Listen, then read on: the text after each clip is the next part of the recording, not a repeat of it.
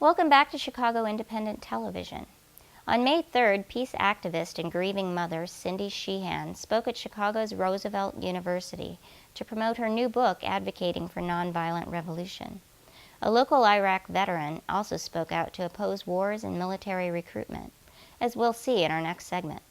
The reason I was upset was just because of what was happening afterwards. The wars kept escalating, people kept dying, all these horrible things. And this whole time, I'm thinking to myself, like, this is all for a lie, because the American, we were told we were going for weapons of mass destruction, and it was not true. When they called off the search for weapons of mass destruction, for me it was it was a slap in the face.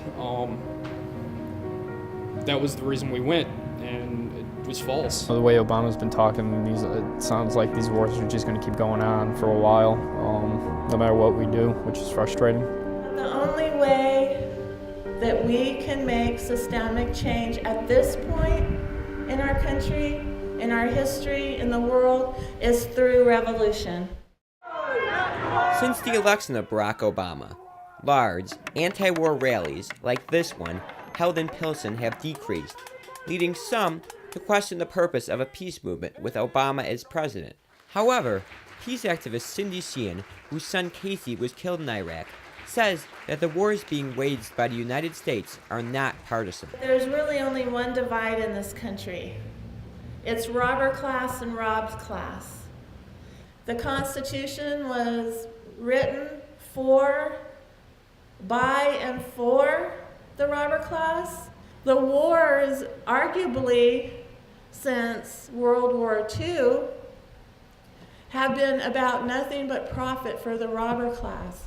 The fastest ways to end the robber class wars is to prevent our children from joining. Doing everything we can as a movement, as parents, as families, as a community, to prevent our children from joining the robber class military. Which former U.S. Marine Mike Malachowski did in his early 20s. I was 21 and I was looking around and I saw a bunch of my buddies kind of in the same situation, and a lot of them were delivering pizzas. I kind of thought to myself, it's like, well, I don't want to do that.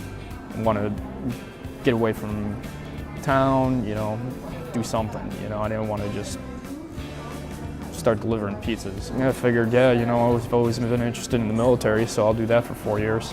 So signed up. I got out in 2004, June of 2004, which is right about the time Cindy started with her campaign.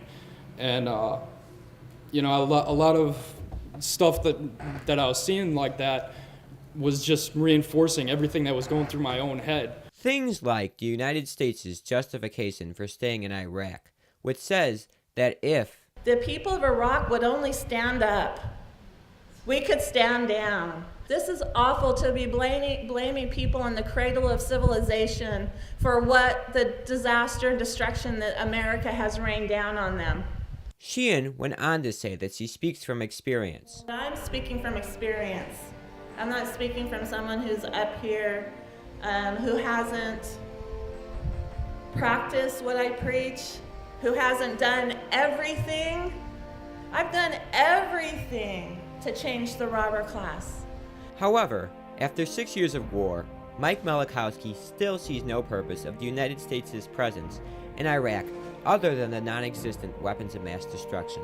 I was really hoping, up until they made the official announcement that the search had been called off, that I was really kind of hoping that they would find them so that I could have some kind of closure as to why we went and invaded.